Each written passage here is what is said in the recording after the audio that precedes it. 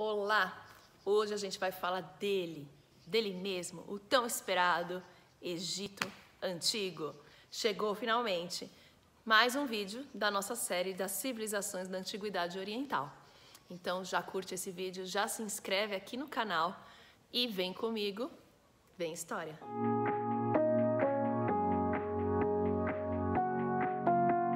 Quando a gente fala de Egito, a gente tem que falar do Rio Nilo. Sim, foi graças ao Rio Nilo que a civilização egípcia pôde se desenvolver.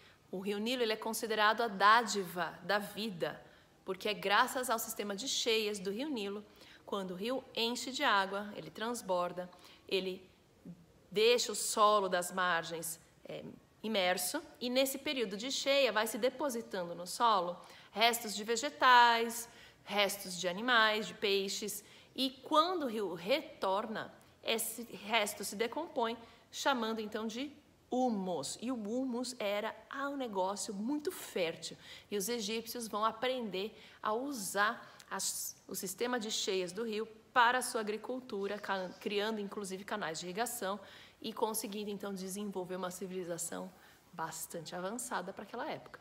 No início da história do Egito, existiam vários clãs que se localizavam ali nas margens do Rio Nilo, e esses clãs eram chamados de nomos. Esses nomos formavam estados independentes, mas foi por cerca de 3.500 a.C. que esses nomos se juntaram e formaram dois reinos, o Baixo Egito ao norte e o Alto Egito ao sul. Mas, em 3.200 a.C., os dois reinos foram unificados pelo rei do Alto Egito, um cara chamado Menes. Ele se tornou o primeiro faraó. A história do Egito Antigo se divide em três períodos diferentes: o Antigo Império, o Médio Império e o Novo Império. No Antigo Império é o período das construções das grandes pirâmides, era onde o Egito vai alcançar aquelas grandes, imensos monumentos, a Esfinge, então. Tudo isso é feito lá durante o Antigo Império. O Médio Império é um período caracterizado por invasões e revoltas internas egípcias. Então, graças à desigualdade social, à pobreza, às crises econômicas e às invasões, a gente vai ter várias revoltas.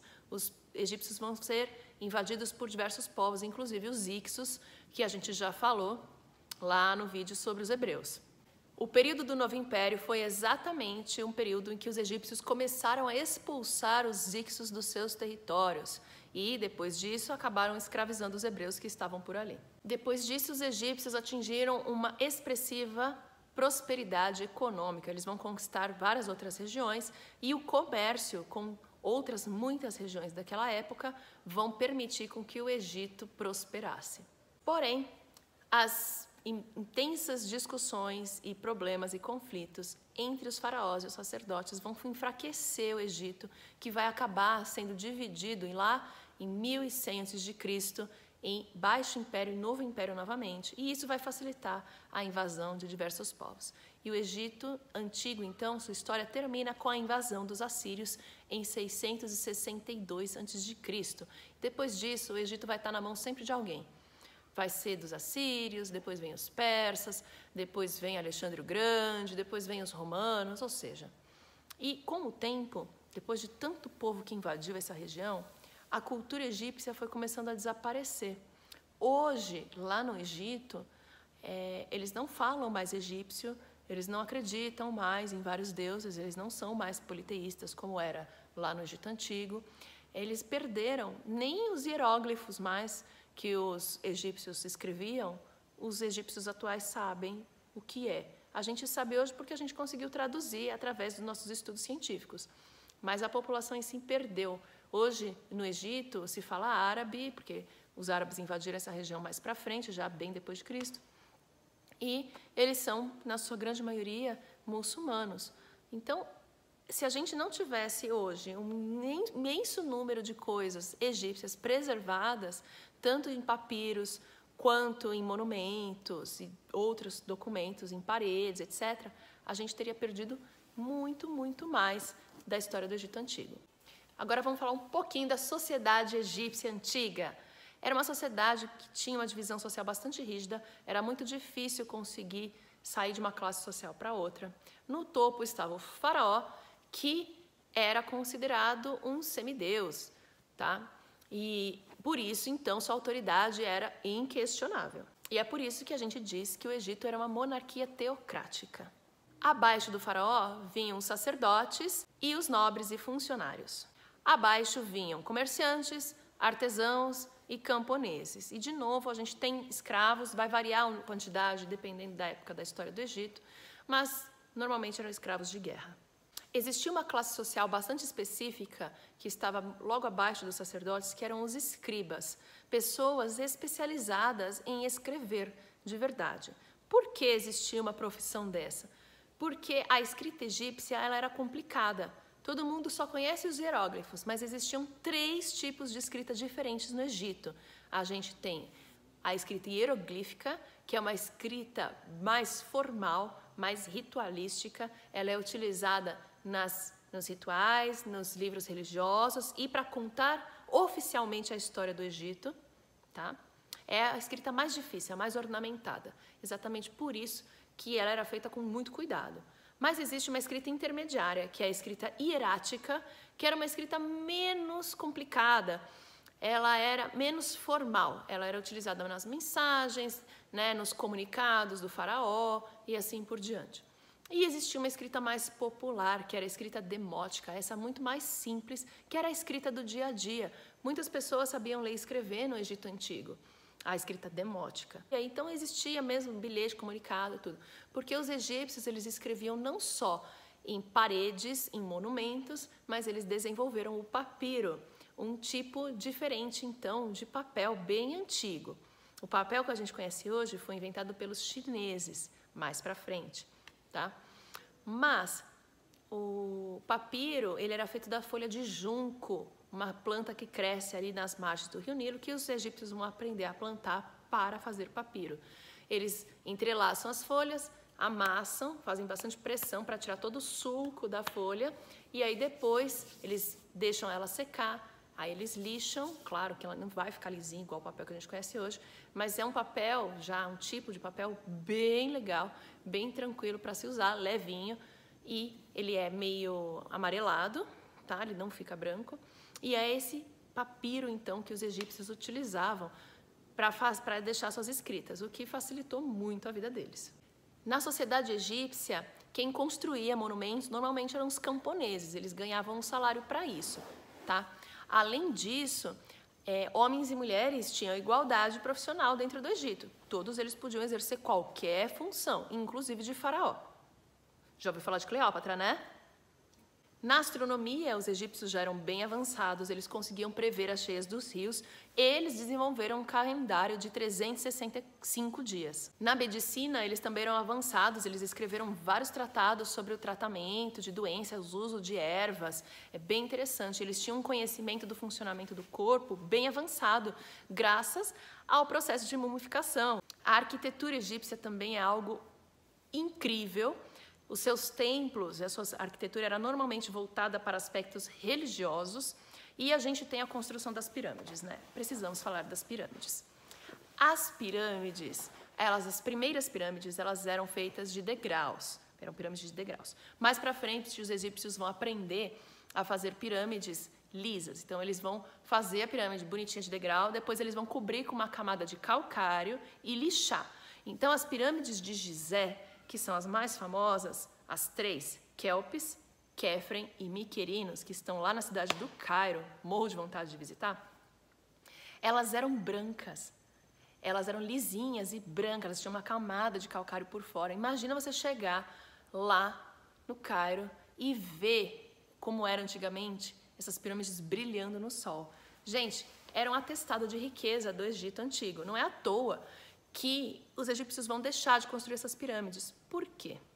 Essas pirâmides, elas eram túmulos. Elas serviam de túmulos para os faraós.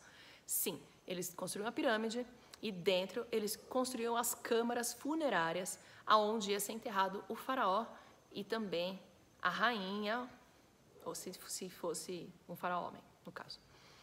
Gente, eles enterravam os faraós ali porque era um túmulo suntuoso. E os egípcios, como vocês já devem saber, Eles eram politeístas, eles acreditavam em vários deuses e eles acreditavam na vida após a morte. E eles achavam que quando o faraó morresse, ele ia precisar do seu corpo para viver na outra vida. Por isso, eles vão desenvolver a mumificação. E por isso, eles vão enterrar os faraós em lugares suntuosos, cheíssimos de tesouros e objetos que o faraó ia precisar na sua outra vida. Por isso que eles enterravam com tesouros. Só que as pessoas sabiam que os egípcios faziam isso. Então, gente, imagina uma pirâmide branca brilhando no sol e você sabendo que tem lá um cara morto, cheio de tesouros junto. Chamariz para ladrão. E essas tumbas começaram a ser invadidas e saqueadas. E aí os egípcios antigos pararam de construir as pirâmides e começaram a enterrar os seus faraós no Vale dos Reis, mais para o sul. Por quê? Porque aí eles escondiam. Eles começam a ir lá no meio das pedras, fazem lá, constrói o túmulo embaixo da pedra, bonitinho por dentro, todo ornamentado, todo cheio de tesouro, tal.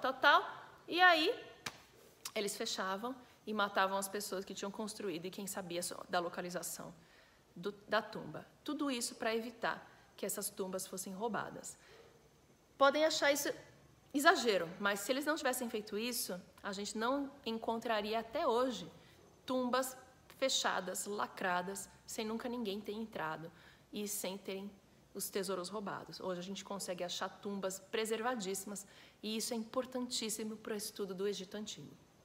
Agora vamos falar um pouquinho dos deuses egípcios. Eles eram politeístas. Cada deus normalmente representa forças da natureza ou coisas do nosso dia a dia, como casamento, maternidade, a guerra, etc. Os egípcios representavam os seus deuses de 3 formas: ou inteiramente humanos, ou inteiramente animais, ou cabeça de animal e corpo de ser humano. Essa é a representação mais famosa dos deuses egípcios e é a que é mais fácil para a gente identificar também. Quando alguém morria, ele era mumificado, mas não era assim, não era todo mundo que era mumificado, não. O processo de mumificação era caro e difícil de ser realizado. Então, só o faraó, sua família, sacerdotes, pessoas muito endinheiradas que tinham, então, condições de serem mumificadas. Pessoas mais pobres faziam uma mumificação bem mais simples, o que não conservava muito bem o corpo. E as mais pobres ainda nem mumificavam. O primeiro processo é que eles arrancavam as vísceras. Eles abriam a barriga e tiravam os órgãos internos para evitar, então, que eles se apodrecessem dentro do corpo. Tirava-se o intestino, o fígado, o rim, o coração às vezes, nem sempre. E eles retiravam também o cérebro, de 2 formas. Ou eles faziam um furinho aqui na base do crânio, enfiavam um negócio que tinha um gancho assim, bem comprido, e puxava. O cérebro é uma esponja, então ele sai. Ou então eles faziam pelo nariz, colocavam aqui dentro, iam lá, faziam um ganchinho e puxava o cérebro. Depois disso, eles vão deixar o corpo num vasilhame com água e sal para desidratar. Esse processo durava 70 dias. Depois que o corpo estava desidratado, ele era preenchido com serragem para ficar no formato que a pessoa tinha. Também colocavam ervas aromáticas para evitar a deteriorização, isso por dentro do corpo. Também alguns textos sagrados. Depois de tudo isso, de passar óleos aromáticos também por fora do corpo e tudo tal, o corpo era enfaixado com faixas de linho. E por último, eles passavam uma cola especial para elas não desgrudarem. Aí, finalmente, então, o faraó era colocado no sarcófago, bonitinho, e dentro da sua tumba para o seu descanso eterno. E aí, gostaram de conhecer mais sobre o Egito Antigo? É sempre fascinante falar de Egito, mas ainda não acabou, temos outras 2 civilizações, então se prepara para o vídeo da semana que vem. Beijos, tchau!